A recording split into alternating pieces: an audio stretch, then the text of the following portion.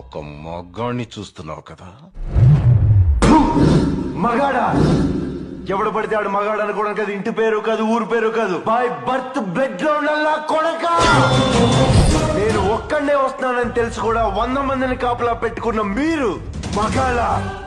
డబ్బు కాసుపడి, పదవి కాసుపడి నా అన్న వాళ్ళని వెన్నుపోటు పడి చంపావు. నువ్వు మగతనం గురించి మాట్లాడుతున్నావు. బాడీ గార్డ్స్ లేకుండా, గన్స్ లేకుండా ఎవరిని ఈక కూడా పీకలేరు. ఎలా చెప్పుకుంటారో మీరు మగాళ్ళనే? రేయ్!